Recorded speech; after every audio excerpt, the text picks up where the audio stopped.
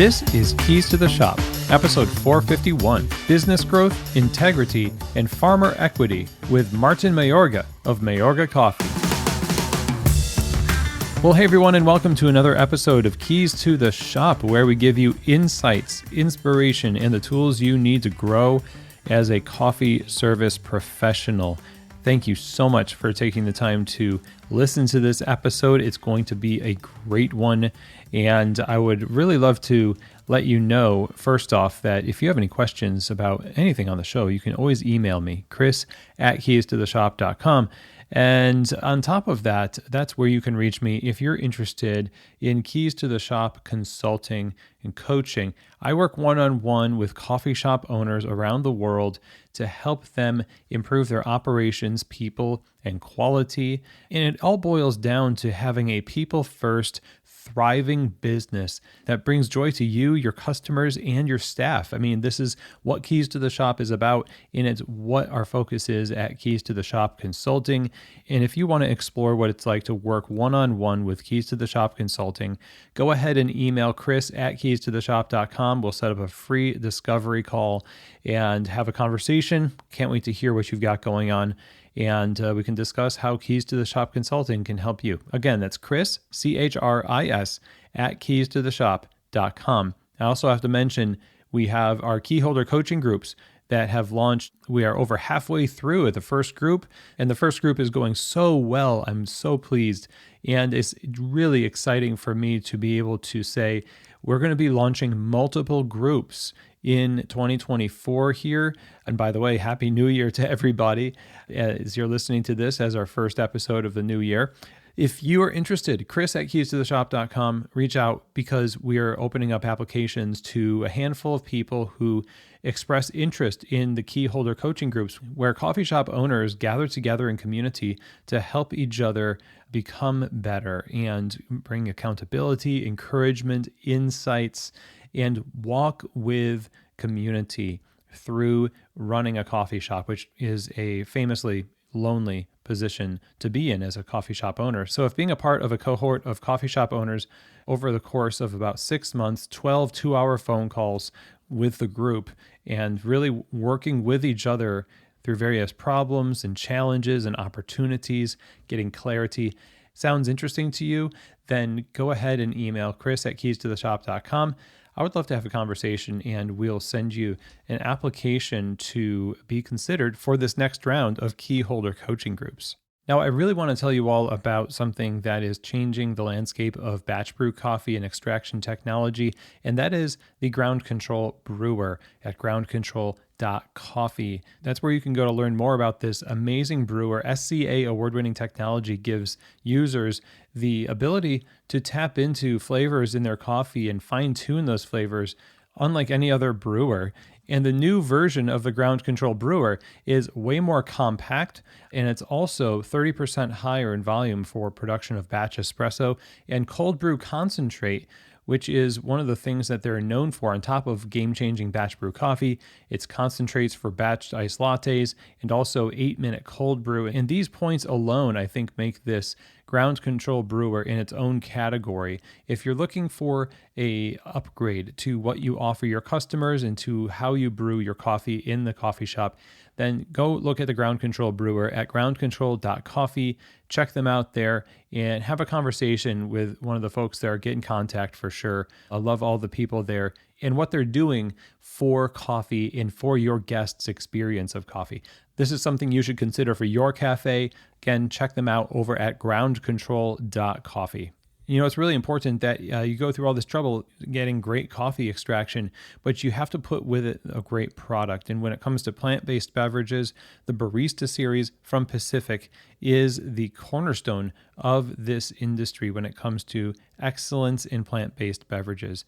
The Barista Series was created for baristas and approved by baristas all over the world. Before any one of the extensive lineup is on the shelf, they fine-tuned this to make sure that it performs on the bar, stands up to the heat from steaming, produces amazing texture for latte art, and keeps the balance of the flavor focused on the coffee. You can get samples for yourself and your team to try. go to pacificfoodservice.com and check them out there to do that. I think you're really going to be impressed. And if you're looking for the best ingredients for your plant-based beverages, I think you have to start with the Barista series from Pacific. Okay, everyone. Well, Happy New Year to you. I'm so excited to welcome Martin Mayorga of Mayorga Coffee to the show. Mayorga Coffee has been a pillar in the coffee industry for decades. Getting its start in the early 90s up until today, there has been an incredible growth of the business and impact in the relationships formed in trade so far that is not only Mayorga Coffee, but it's also Mayorga Organics, which has become more than a coffee company. It's a symbol of hope and empowerment for over 6,000 small farmers across 10 Latin American countries. The company's commitment to organic farming and direct relationships with farmers has not only improved the lives of these communities, but it's also helped to transform consumers' perception of ethical consumption in the United States. When you go to mayorgacoffee.com, you can see the scope of this company. Not only do they sell the green coffee, the coffee itself, but also chia seeds and black beans. And this is something that has sprung from Martin's deep desire and value to uplift Latin American communities through sustainable business practices. In his early life, Martin had a multicultural background that laid the foundation for Mayorga Organics. He was born in Guatemala City to a Nicaraguan father and a Peruvian mother. They moved a lot. He grew up in Guatemala, Nicaragua, Costa Rica, and Peru, and finally settled in the United States. And all of that diverse upbringing, especially the time in Miami with Latin American exiles, deeply influenced his understanding of socio-political complexities within these countries, which in turn informs the framework that he looks at the coffee industry through. So in one sense, Martin is deep in the coffee industry. In the other sense, I wouldn't say he's an outsider, but his perspective is one where the stakeholders are not necessarily coffee people, but the farmers themselves. And today's conversation talks all about what motivated Martin to get into the coffee industry as a means of affecting change in this socio-political trade industry of coffee and beyond with Mayorga Organics today. So we talk about identifying the disparity in the coffee industry, the responsibility to influence what goes on in these trade relationships. We talk about the impact of scale on quality and relationships and why scale is really important for making a difference in the lives of people.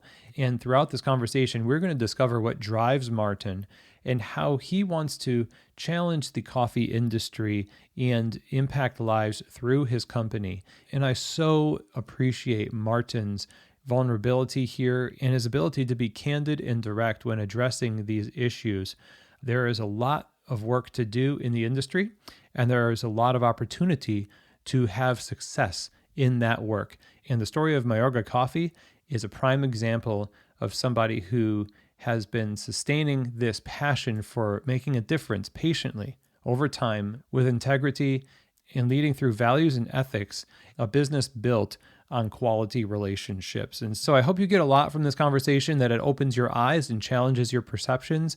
I know you're going to enjoy it. So without further ado, let's get right to it. Here now is my conversation with Martin Mayorga of Mayorga Coffee. Okay, Martin, welcome to Keys to the Shop. Thank you so much for joining us today. Appreciate you having me. Thank you. Yeah, there's a lot to talk about and a lot to uncover. And I am excited to dive into the world of coffee roasting and trade and philosophy behind the work that you do at Mayorga. Let me ask you first how your coffee journey started and what the whole purpose, the values, or the mission of what you wanted to accomplish in coffee was. How did that begin for you? You know, I think if we have to go back, I have to go pretty early in my life, having been born in Guatemala, basically being raised in Managua, in Nicaragua. You know, fleeing Guatemala after an earthquake, fleeing Nicaragua through a revolution. Actually didn't go to school for a year because it was too dangerous to leave the house. Going to Costa Rica, going to Peru. So we bounced around Latin America. And then I had the blessing of being, with my family. Obviously, I was a young kid. We were allowed into the States as refugees of the Nicaraguan Revolution. Spent some time in Miami, went to the DC area, and really just Americanized, became Americanized because obviously as a young kid, you want to fit in. In the 80s, in the Northeast, it wasn't, I think I was one of two Latinos in my grade, and it wasn't as common as it is now to have the diversity we have. But really, I think what hit me was when I was at college, going back to Nicaragua, and really even before college in 91, actually, when the first elections came about, when Violeta Chamorro actually ended up winning the elections. My dad took me back. You expect to see progress, right? Because we just see it in the States with new buildings come up and just development.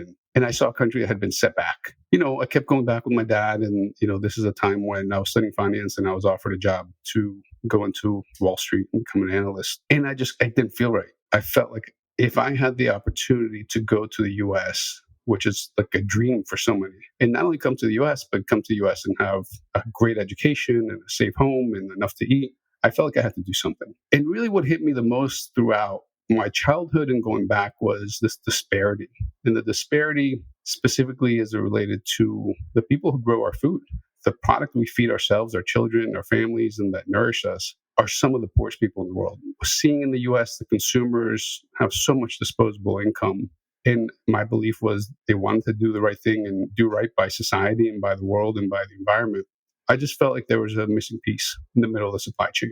And to be frank, I needed to make money because I paid my way through Georgetown and it was an expensive process. And it happened to coincide with an uncle of mine, and I call him an uncle, family friend, but very close one, got his farm back after the revolution. And within 5-6 years, he's like, look, I can't make a go of this. And he literally drew on a napkin the supply chain. And I said, well, there's a problem here, but there's also opportunity. And let's see what we can do to create opportunity for you, help me pay a little bit of my student loans, and figure this thing out. And it really started maybe naively, arrogantly, but really kind of couched within wanting to help out and do the right thing and seeing tremendous opportunity leveraging the U.S. market. You mentioned the right thing, and you mentioned the system and what was sketched out on the napkin. What is the disparity? How would you define the thing that you were trying to solve? Our family friend, my uncle, was not an indigenous poor farmer. He was kind of more middle of the road farmer, right? He had a pretty big farm. But even for him, it was very hard, the cash flow aspect. He needed money to harvest. Once he harvested, he needed more cash. So he basically had to succumb to a structure that was very informal within the country, which is the coyotes would come in big trucks and have cash, and then, cash in hand, got them some good discounts. He didn't have the logistics to do it himself. So it starts very early on in the process, right? And then the lack of options. There was one or two big trade houses near him, and there are the big multis, and they're not buying premium price. So it just seemed like the model itself was antiquated. To me, it felt like this worked in the early 1900s when we needed to have a commodities market and these exotic countries were, unreachable and farmers didn't have access to information. And it just felt like this is crazy that, in this day and age, and I'm talking in the early mid 90s, that this is how we do things. So I thought it'd be just a very easy solution. And I thought it was just common sense. And I thought that's the way the industry would be moving anyway. Shockingly, to this day, it hasn't. So that introduction to the way that things were was immediately based on not pie in the sky. I want to have a roastery. I want to be in the coffee industry because that's what a lot of our stories is just like I had a really great espresso one day and I fell in love with coffee. It almost started literally did start with a lot of tension and a quest. Yeah, and it started with just kind of the human aspect. I felt guilt being now this kid that lives in the US and got this great education and was being recruited to go to Wall Street and make all this money. It didn't feel right. So I think, to be honest, it came with a lot of guilt, but a lot of obligation. It never was putting the product in the lead. It was always, what is this thing that has created riches in some places, poverty in other places, keeps the poor trying harder and harder every year, yet they're treading water, if not slowly sinking. What's going on here? It was almost like this socioeconomic experiment that I was like, there's something that is wrong here that needs to be addressed. And it just didn't sit right with me. Going to a coffee shop, people laughing, enjoying, and buying a very expensive cup of coffee relative to what people are getting paid for it. And frankly, I think it hit me at a young time when I was really re-identifying with my background, right? Because like I said, I became very Americanized, but then I think like most people, you hit your 20s and you kind of do the self-exploration. I said, well, I appreciate the U.S. and I love the U.S. and I consider myself American, but I was made in Latin America. My soul is from there. And I just felt I had to re-engage. So what did that look like for steps in terms of coffee now that you're using coffee as this means to not only re-engage but to give back and to create something that is a pretty big task.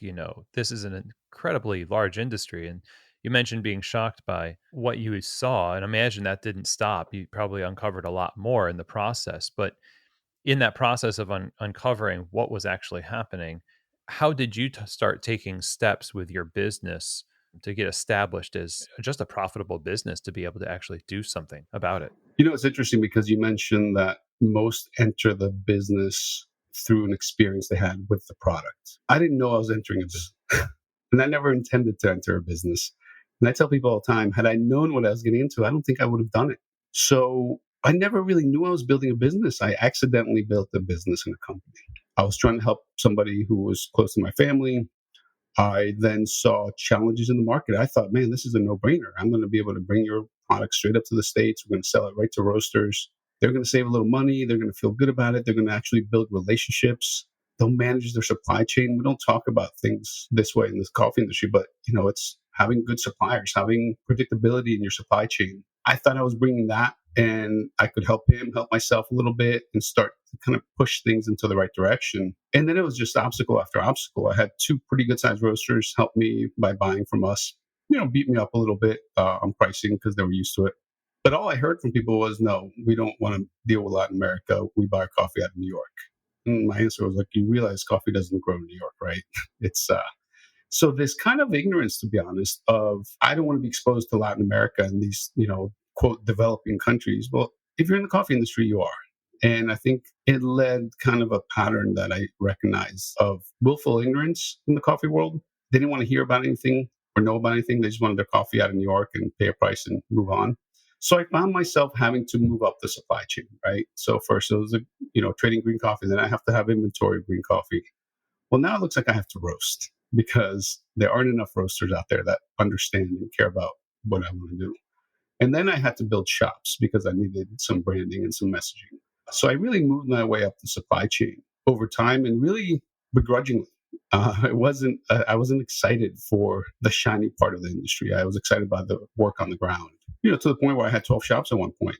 I had every major airport in the DC market. I had a lounge. And I've always been ahead of my time to some degree. I had a coffee lounge in Silver Spring, Maryland in 1999 with 6,000 square feet, a roaster, a 4-group La Marzocco, a coffee bar with what I called loaded lattes. People were like, what is this? We're doing latte art, and people were getting annoyed that it took so long because they're used to getting, a latte out of the gas station. So I basically just step by step ended up kind of evolving up the supply chain. And then really I had to retract back a little bit to find my sweet spot over the years. Okay, so you doing that means you are also interacting with lots of different parts of the value chain in coffee. And the messaging that you're talking about is not just messaging for customers' sake, although that's part of it. It's also you're an influential participant in the coffee industry, if not just begrudgingly, but still, influential. So talk about the conversations that you were having with other people in, let's say, the roasting space and cafe space, because 99 was that was the on ramp to the third wave. This late 90s, there's so much happening with specialty coffee just at the ground level. Today, our conversations tend to focus around sustainability and relationships and things like that. What were those conversations like at that time? And has anything really changed? They were extremely frustrating because honestly, what I felt really mattered was seen as a novelty. I would clarify that they were extremely frustrating in the industry, extremely exciting and liberating into the market. The market recognized, the media recognized, consumers recognized the kind of humanity that I was bringing of I want to represent the communities and the nations and the cultures that I've been a part of and that have made me who I am and that are in this coffee. And I want to preserve it and represent it positively. I think it really gave us some good momentum in the marketplace. And it really created kind of this kind of bifurcation between me and the industry. I tell people I don't feel I'm in the coffee industry because the coffee industry never understood me, never valued me. But I'm somebody who sells a lot of coffee and I'm very valued and understood by the market and by the consumer. And more importantly, by farmers and by my team that we've been able to build. So it's almost this parallel. Different values, completely different values. And maybe some of the values are there that can be shared. I think it's the order of the values. To the point of what we've been discussing, I didn't want to start a coffee business. I didn't want to start a business. I don't put coffee on a pedestal. And I've been critiqued and I've been kind of judged and it's been commented to me that, well, are you an NGO or are you a business? I'm a business that wants to do the right thing. If that looks like an NGO to you, great. But we do make a profit. So maybe, reassess that. And I really think I represent where business needs to be in the future. I think business has become this sort of pre-programmed, kind of predefined scenario that, to be honest, is not going in the right direction. And I think excessive capitalism got us in some trouble and put some people in very disadvantageous situations, like in Latin America, Africa, and developing nations. And I think we need to look at that and really say, well, is this economic model for capitalism the best? Can we do it better? Is it best to keep supply away from the market? That's part of the game, right? Don't let the farmer talk to the roaster. It's purposeful, right? To kind of keep the separation so that nobody really understands what's happening. And it's happening now. It's just happening through marketing. So I think it's just have a different outlook, have a different view of doing things. Maybe expect less margin, maybe expect less profit. That's a big aspect of how we operate, which makes me feel very different than most in the industry. And frankly, we get critiqued along the way as we grow, and history always proves us to be correct. I was being critiqued by very known brands 12 years ago that Mayorga, they were telling my producers, don't sell to Mayorga because they blend your coffee. They don't care about quality. Well, we grew, and now all these guys just sell blends, and they're growing too. Oh, Mayorga roast dark. They must be hiding quality defects. No, Mayorga is representing a cultural product that they want to maintain the integrity of the heritage.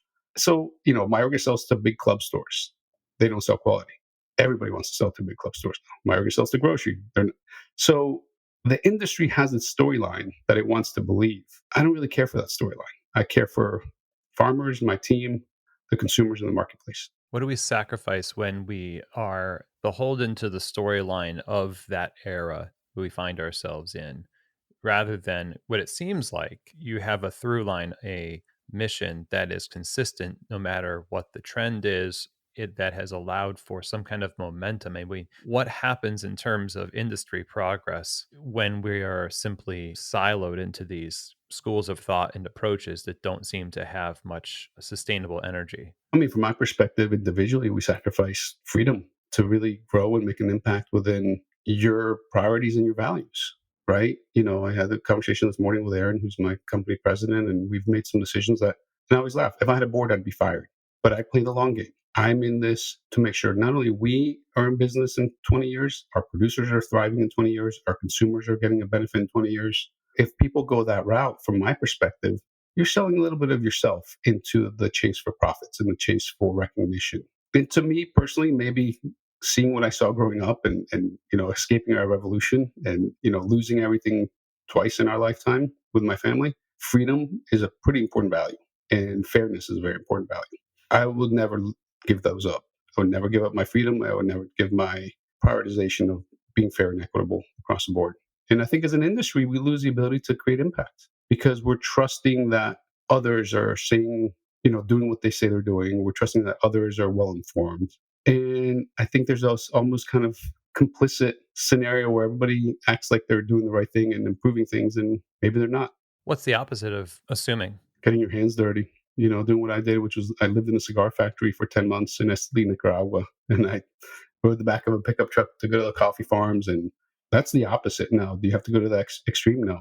But maybe stop treating origin trips like a marketing tool and a business expense so they can then go on vacation. Maybe go sit down and talk to producers as people and understand their financial needs, their financial process to get their funding and how they pay, and really build a close relationship with them. Because once they trust you, you learn some very interesting things. That knowledge that you have as a replacement for the marketing opportunity, which is interesting, just the day and age we live in, where could you imagine being a coffee roaster going on an origin trip and not putting it on Instagram?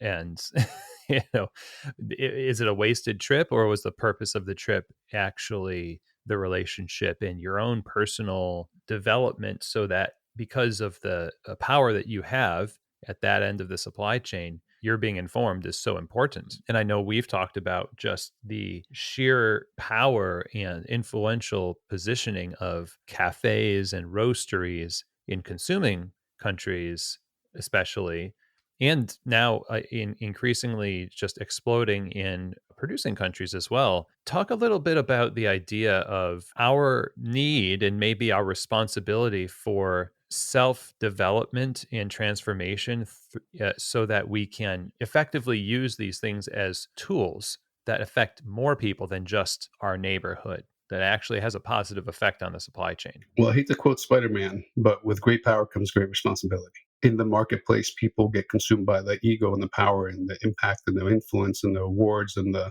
shiny, part of it. And they don't realize that it should come with responsibility. Are you using that leverage into the marketplace to really make an impact, or are you using it just to say you're making an impact? So I think it's about going and engaging producing nations with an open mind and understanding that you're really dealing with equals, because I see a lot of that kind of access to market become almost a disparity in power, a disparity in a lack of equality, because it's basically, I'm the market, you're going to do what I need you to do. You're going to take that coffee, you're going to rip it out, you're going to plant the geisha, and you're going to process it, in an anaerobic, natural. I mean, it's been turned around. I mean, I've seen roasters go down and tell producers how to grow coffee. People have never studied agronomy. People have never been on a farm more than a day for pictures. And I think that power has led to some lack of reality, and I think that humility needs to be inserted back in coffee. And I got to be honest, it will be. And for some people, not by their choice, because the market's changing and markets always change. In easy times and good times and cheap money, everybody's kind of fooled into success. But I think we've seen some tastes of it already with some pretty big announcements with some, traders and roasters. And I've been talking about this for a year and a half. Humility's coming. And I think we want to actually create that humility internally rather than have the market make us humble. But I've seen it make a lot of people humble, and it won't stop. I just had this conversation with somebody who was hoping to get into the industry yesterday, and they have a lot of concerns about ethical purity in what they're doing. And some of what I was telling them was that there is a need to start with the imperfection of what is available to develop and scale to the point where you have more authority to call your own shots and pursue that ethical purity. And I'm curious what you think about this, because Mayorga is so large and has scaled to become, in its pursuit of its values and mission, more effective. We have boutique roasteries that are buying very small lots of coffee. They have ethical purity, not saying they don't have impact. At the same time, we think that if we don't do it exactly the way that we feel is the most progressive, then we're betraying our values. So we're either going to betray them and then just go that slippery slope where we're paving the way for compromise, or we're going to do 100% all of the ethical things we want to do. Talk to maybe a young company out there, a roastery, who has maybe the same concerns as you and wants to pursue these types of changes, yet still exists in the system we have now. How does scale impact things, and how do we maintain motivation and vision through all the steps necessary to get to that impact? I think that something happening right now, the last 7 or 8 years, maybe more, is people start a company out of nowhere and think they should offer everything to everybody. They should be. And I see it. I'm like, how did you start this little company with a 1 pound roaster in your garage? And you're talking about, farmer development in 12 different countries. I think that there needs to be some sense of being okay taking your time to develop something while maintaining those values. People see Mayorga as it is today. I've been working super hard to build Mayorga for over 25 years. When I started bringing coffee from Nicaragua, I would actually split containers with another large company where the founder wanted to make an impact, and we worked together. As I developed new relationships, I had to use the traders. There's no shame in having to be in the system and say, okay, well, ex trader, I need you to bring this coffee. I'll pay you. You can gouge me, because that's sometimes what they do. And I was okay kind of riding along through the reality of the market as I created my own supply chain. But I think this premise that people think, and I've seen it, and I have to be honest, some have reached out for support. And once I see their supply chain, I'm like, well, you're not being honest. I can't support somebody who says one thing and does another. And I also, though, feel bad for them, because I think they have this pressure now that if you're in this market, you better be everything to everybody. And you better be solving global issues that are, frankly, above most people's heads. And I think there's a balance to it. And frankly, if we're going to change a 200-plus-year-old issue, we're not doing it in 3 years. We're not doing it in 5 years. And if we do it in 50 years, that's great. If we make a major impact in 10, that's amazing. So at some point, you have to ask yourself, are these really my values, or am I saying they're my values so I can make money? And I think that's kind of a question that people need to ask themselves, and then look at their decisions and look at where they're sending money, who they're talking to about coffee and quality. And because I think there's a major gap in the industry right now in that sense, where people are saying one thing and doing another. And then I feel bad because I feel like a lot of startups, even well-intended ones, they just feel like they have to say everything, and be everything. And I couldn't imagine living under that pressure, to be honest. I started at a time when, we weren't under such a microscope. I was leading the edge of the whole direct trade thing 15 years before it actually really became a thing. So nobody was really watching. And those that did, I mean, we were on National Geographic, and the people who learned, like, wow, this is really cool. It's not really that cool anymore. It's almost expected. So you bring up a great point that I think people do if they're searching themselves. They feel that pressure to say those things. I like the way you said that. I have to say these things just the way that, like, if there's anything happening in the world, I have to make my opinion on Facebook known about this, even though I don't know very much about it. I have to register I raise my hand. But there's some danger in the way that we do that, because it feels like, yeah, that's marketing. We had this conversation a while back with Josh Charlo of Kiss the Hippo, and he was talking about marketing and moral injury. The idea that we're marketing things that actually aren't true. We can't follow it up. We can't back it up. So what does that do to our companies? What does that do to the market? I mean, it must skew things in some way that really damages the entire thing. Yeah, I mean, I think, and look, I deal with this all the time. I mean, look at what the claims are right now in the marketplace with mycotoxin. I test coffee more than anybody, probably. We're very food safety focused, and because I also deal with other non-coffee products. But I just don't feel right marketing ourselves as some 100% mold free. First of all, it's almost a non-issue with organic, fresh crop, specialty. I mean, I think internally as a human, I don't know. I think you lose your soul a little bit each time. I wouldn't want that. How do you go out and face a marketplace that's highly competitive in an industry that's very challenging, and not have that full sense of yourself?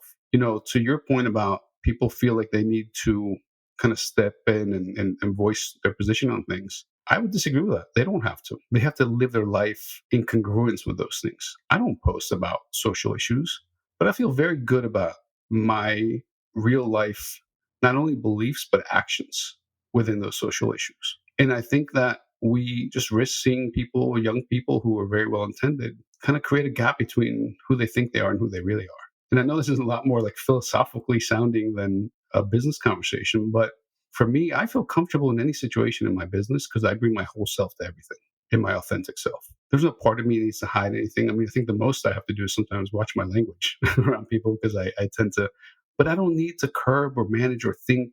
Whoever I'm dealing with, whatever situation I'm in, I'm just there as me.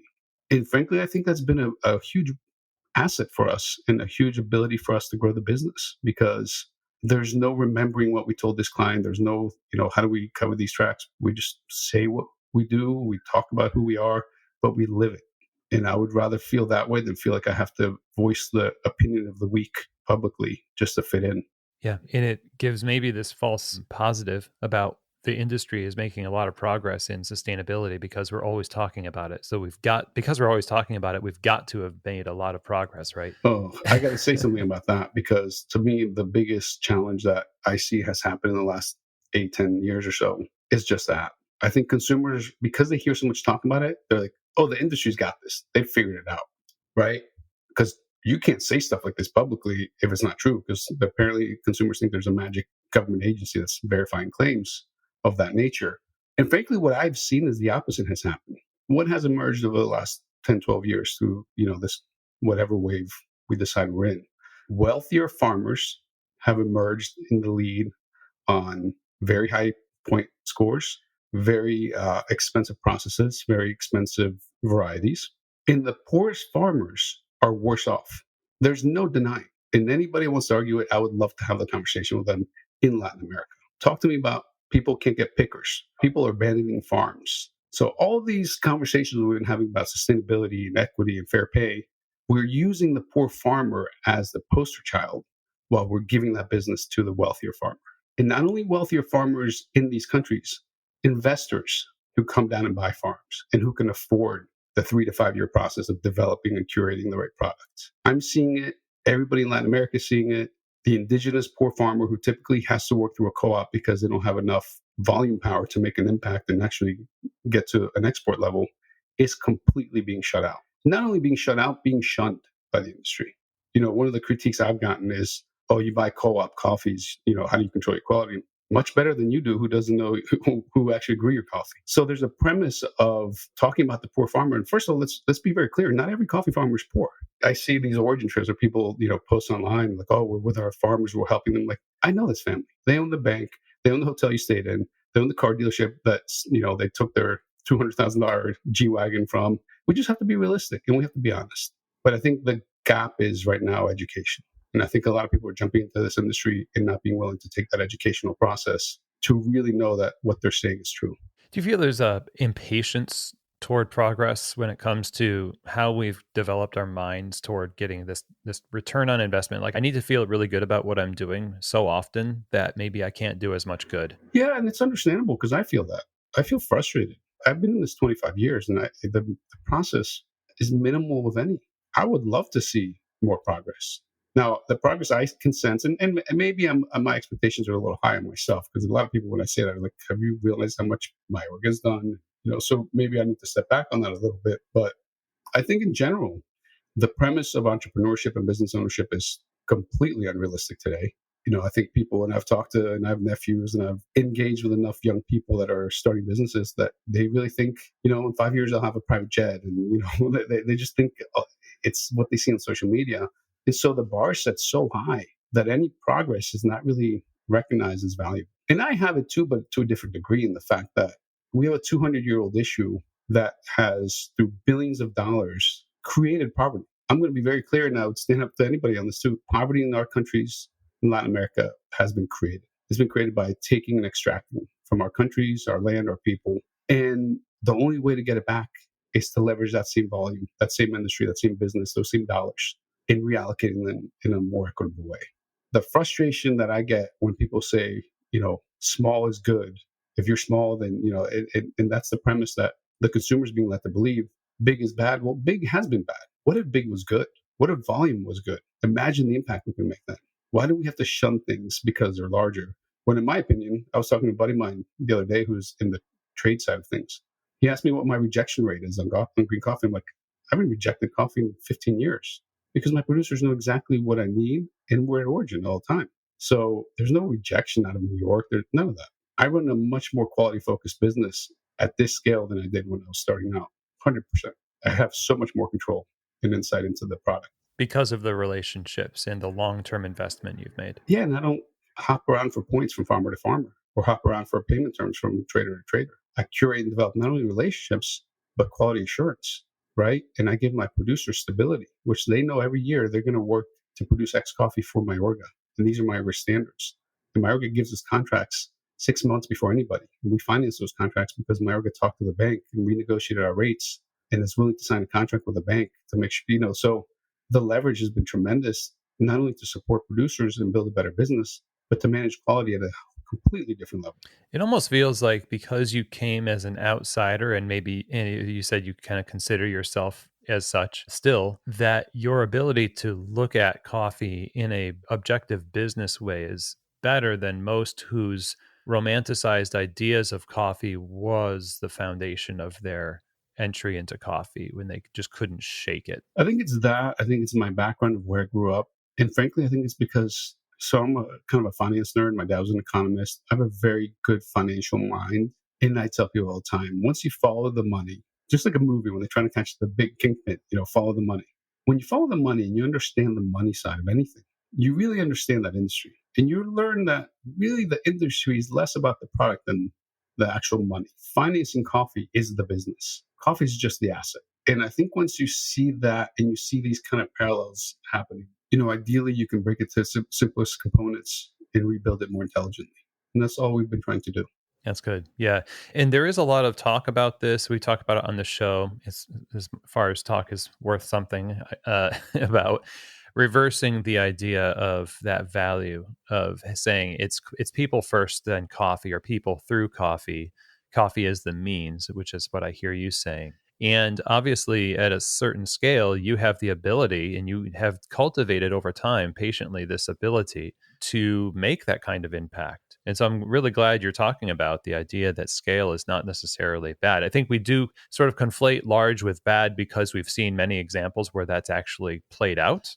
We don't like the conglomerates or the secret organizations that pull the strings, and they are big, and therefore we associate big with bad. But this feels like maybe taking one part of that and saying it's not the scale that's bad, it's the people it's the people behind it. I mean, I wouldn't do it publicly, but I could tell you 20 stories of small roasters that have done terrible things. Ask me to put 10 bags of coffee on a container and bring it in and not pay the producer, and me having to pay the producer because, they never even got back to them. Telling somebody that they bought coffee from them, they couldn't sell to anybody else. And, buying conventional, selling it as organic.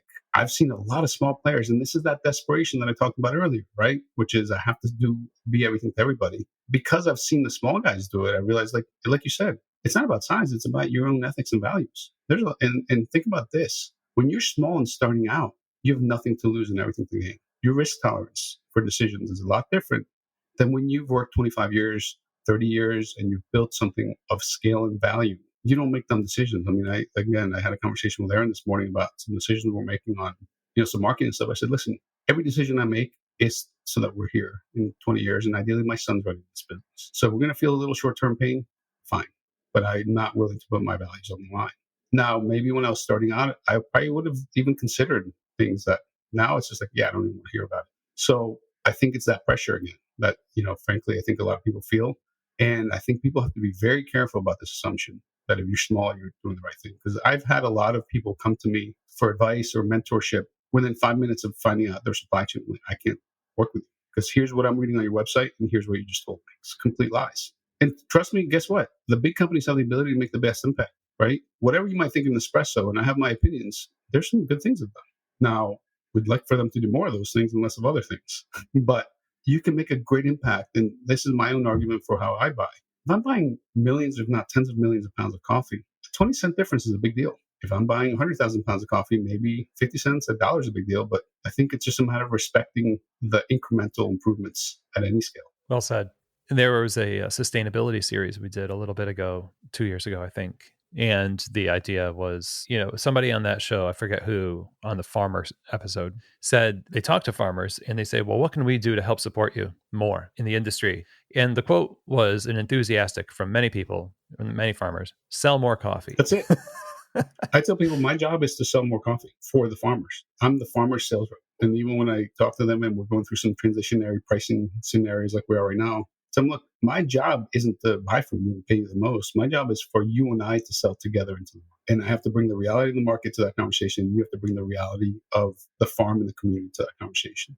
And together we need to figure out how we address both. Because just paying more doesn't really make you a sustainable business if the market isn't. So you have to find that balance. Bringing it back to the idea of scale and the leverage that you have, the ripple effect is much wider than in a smaller sense.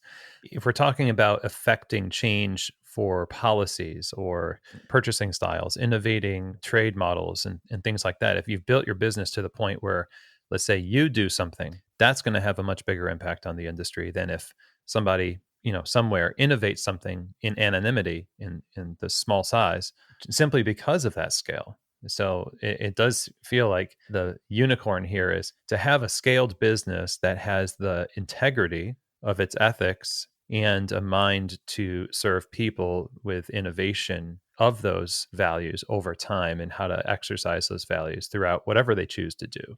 There are a lot of people who are taking back the power of their own supply chain, like owning the supply chain, vertical integrated models. I mentioned earlier cafes in producing countries where the coffee doesn't even leave the country. It just stays at, with roasters, and people get to enjoy the best coffee of their country more often these days than the export model that we're all used to talking about. How do you see that trend? Is it something that's encouraging? Because it feels encouraging. It's not only encouraging, but to me, it's a major part of the solution. At the same time, we have to recognize realities, right? How big are these economies? How much disposable income is in these economies? This is where what I talked about, and maybe it's a little controversial, but, the intentional extraction of these countries and just smothering economies. It's beyond coffee. So you have very small economies in general, with the exception of maybe, Brazil, Mexico. And again, I talk mostly Latin America because that's where I focus. I would love to see that. I would love to see it in Costa Rica, tiny country, good economy in terms of, overall, but small, tiny little country, right? Nicaragua, host of issues, especially right now. Guatemala. I mean, so how do you really get that scaled out? For me, anything that gives producers options is a benefit. And this is, again, where we need to kind of put our ego aside and realize there's going to be options like the massive multinationals. There's going to be options like the guy who flies down and buys 2 bags. Let's give them options. Let's realize that every option is an opportunity for them to have decision making. Because part of the issue I've always seen, and I continue to see with the more remote, more indigenous producers that are very poor, they have the one multinational they can sell to. And the lack of options gives them absolutely no hope for a better future. So I think we need to create those options in any way possible. And I think internal consumption in the marketplace, in the producing countries is critical, completely a major option that needs to be put on the table and needs to be developed. It feels like it takes that desperation that might be there. You talked about the coyotes being the common presence that people will sell to because it's their only option. So if you have more options and even internal options, no longer can, and it may not be conscious. In some cases, it may be conscious that people from consuming worlds and buyers would go down and take advantage of that urgency, of course. It'd take advantage of that insecurity, and in other cases, even the most well-intentioned will assume there's an urgency. And so they'll just operate accordingly, but without that urgency. And now there's a lot more confidence. It feels like there's a lot more ability to bargain and to sort of anchor your own offer in the negotiations to determine the worth of your product. Look, any decent NGO, their role should be to not exist, right? Whatever problem I'm trying to fix, my goal is to fix it so I can not exist. Clearly, that's not the truth, right? Clearly, that's not what happens. But I can tell you from my experience, I've worked with producers that we've developed enough in their brand and their product and their coffee has gained so much reputation that now they're coming to the Kmart and I just got this great offer from this group in Asia. They want to buy 5 containers at this price. And great, go sell to them. Don't feel bad that you're not selling to me because that gives me now freedom to help somebody else kind of come up and evolve. We're seeing that. And to me, that's part of our success. Part of our success is that we have to compete with others who are paying more, who want to buy more volume, who want to be more engaged. That's my dream and my vision. My dream and vision is not to control and dominate. And I think that's something we have that's emerging in the specialty world, which is everybody acts like they're the one that's going to save the industry. Their brilliant new model of cutting out the middleman, which sounds so tacky, is going to be the thing that they're going to be known for, and they're going to be the big unicorn in coffee. How about we all do a little something and we all make an impact, and we can make some money along the way, and we can be honest and protect our integrity and values in the process. But look, one of the things that I think we should also discuss too is, I talked about the way capitalism has kind of devolved in a lot of ways through greed and structural kind of inefficiencies. One of the reasons I can do what I do is I own 100% of my company. I have no investors to answer to. I have no investors to provide returns to. And I'm not greedy. This industry, the margins, they're massive. I'm very transparent. If I make 9% to the bottom line, I'm very happy. So let's say my competitors are making 17%. I have 8% now I can give. Who do I give it to? I give it to the producer and I give it to the consumer. I can charge a better price to the consumer for great quality, and I can help the producer make a little more money. It's not astronomical, but 4% adds up over time and over value. So I think we also have to look at what kind of businesses are we really building. You can't talk to me about your big equity raise and then how you're providing value to the producers. Because once you raise equity, I know that as friendly as investors sound, they're investors. They want a return. And even legally, that is your obligation first and foremost.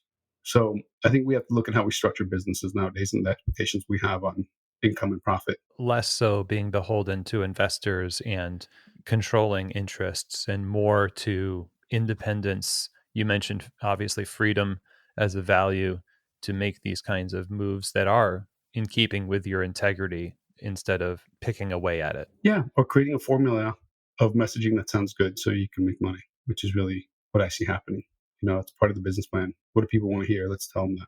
Because I can also tell you, I've seen, being in this business long enough, I've seen the trends of the language and the verbiage that's used, and it changes every 5 years. Direct trade wasn't a really term we talked about in the industry 7 years ago. And then everybody hops on those terminology and just squeezes it to death. And then everybody wakes up one day and says, well, we're not really growing. What's the next thing that we have to focus on and talk about? And my job is to stay ahead of that and to run from that as fast as I can. We've mentioned on the show before how in a cafe setting, because everything is connected. So many things are microcosms of other things. And in the cafe, if we're talking about engaged staff, baristas and whatnot, often people will want to just say, hey, we've been running this place for 10 years this way, but we went to Coffee Fest and we saw a speaker and we did a thing and we got righteous about this one issue. We're expecting the turnaround, this month or in the next 6 months. And I've told people and clients, like, this is a 2-year process, 1 to 2 year process, a minimum, because it is a cultural shift. It is a mindset and muscle memory and trust issue. And in the midst of all this conversation, I have this suspicion that a lot of people might be thinking, this is definitely convicting me, or this is giving me a lot to think about. I want to do something. But patience is also, or at least having a long game approach to it, seems like, yes, the urgency should be there. However, don't expect it to revolutionize you, your team, your business, or the industry in nearly the kind of time that you're maybe thinking about. So, and I want to kind of end here by asking that question, which is, what is a great way to take what we've been talking about and put to action some of the things that it's inspired in our minds, so that actually over time it does make a difference? You know what I did, and it was mostly out of desperation because I've had some tough times building a business. I mean, I've probably been technically bankrupt 4 or 5 times and, really struggled. And I literally sat down and I wrote down, why do I wake up and do this every day excited, despite the crap I have to deal with and despite the challenges? And I wrote down my values. And I realized if I can lead with my values and my ethics and live to them, everything's possible. And I think people need to understand and look, there's no wrong values or ethics, right? Unless you're doing evil out there. But like, if your values are to make money, then that's fine. Make your money, but live within that reality and don't create false values. Because I also think it's self-sabotage. You won't get as far. I can tell you, if you're competing with me, pretending to have my values, you have no chance. Absolutely no chance. If I'm competing with you specifically just to make money, I have no chance. And I've seen it. I've seen companies outgrow us so quickly that have just focused on making money. Good for them, right? They led with their values. So I think it's also kind of a gut check moment. Fortunately and unfortunately, I think a lot of people in the industry have to go through this, right? Because they're seeing margins dwindle. They're seeing financing rates and trade finance triple almost in rates. They're seeing just competition. People really need to kind of have that gut check right now. And I think there's no better gut check than, who am I and what do I really believe in? And just lean into that. And like I said, it's okay not to be out there fighting for the small farmer. I don't expect you to have my values, but don't get in my way. And don't get in the way of people trying to make the real impact. Just like I won't get in your way of just chasing dollars. Let's all find our lane and let's move forward. And I think that's the only way you can be successful in anything. I'm grateful for your convictions, Martin, and I'm grateful for your thoughts and what you've been doing with your company over these 25 years to put those values into practice daily. This has been a fascinating conversation. Of course, there's so much more to talk about. I'm grateful for your agreeing to be on the show, and I hope that many of us who have listened to this just take even more time to really mull over what's been said and how they can do what you just mentioned, is just move forward with that integrity. How can we stay in touch with you and what you're doing at Mayorga? MyOrgaCoffee.com is the best way. We have a nice little website, social media, Mayorga Coffee. I'm always happy and willing to talk to anybody in the industry that wants to move in the right direction. At my age and with the years of time I put in, I want to help. I want people not to make the mistakes I've made. But I'll be honest, if I feel that your values aren't aligned with what I'm seeing, I'm not going to help, because I can't be part of that. Thanks, Martin, so much. Of course. Thank you. All right. Well, one of the things that I really appreciate about this conversation is that there is a sort of transcendent value that has to be present within our businesses that drives us beyond the ups and downs of the market and the trends, that we are dedicated to something bigger than coffee itself. But if we are dedicated to the communities and the people in those communities where coffee comes from, then we are going to innovate ways to solidify relationships. We're going to innovate ways to protect those relationships and promote them through the products that we are selling to consumers. And Martin's passion for taking action and wanting to use the scale and scope of the business to just go deeper and deeper into these relationships and values of the company over these decades now is really inspiring. As a smaller company, you have the ability to operate within your values and to develop a people-first set of values that makes more connection to the people. Out of all the industries in the world that you could be a part of, coffee gives you the ability to make those connections like no other industry. And you should take that opportunity to do good and to do so consistently, to, like was said here, find your lane and keep moving forward. Lead with values, ethics, integrity, grow your business, and use your success, your profitability, your scale to make a better world for everybody. So a big thank you to Martin Mayorga for joining us on the show. If you want to learn more about what they're up to at Mayorga Coffee, go ahead to their website, mayorgacoffee.com. That's Mayorga coffee.com. Buy their coffee, read their story, get connected. You can also follow them on Instagram at Mayorga Coffee. And so if you have any questions, comments, or feedback from me, go ahead and email Chris at keystotheshop.com. If you're interested in signing up for the key holder coaching groups, these peer-to-peer coffee shop owner support groups are really magical, and I think you'll benefit greatly from these. Applications will be opening up shortly. If you want to be on the list, go ahead and email Chris at keystotheshop.com. And with that, that is the end of our show today, everyone. I really appreciate all of you sincerely. Pretty soon, a couple days from the airing of this episode is going to be the 7th anniversary of Keys to the Shop, January 4th, where the first episode was released, and we have now over 800 episodes. And it is incredible. And I'm really looking forward to what we bring to you this year, 2024. Thank you, everybody. Keep on serving people through serving coffee and making great connections, providing wonderful hospitality. And I hope you all find joy in the work of the coffee shop. Thank you, everyone. And as always, I hope that this episode has truly given you keys to the shop.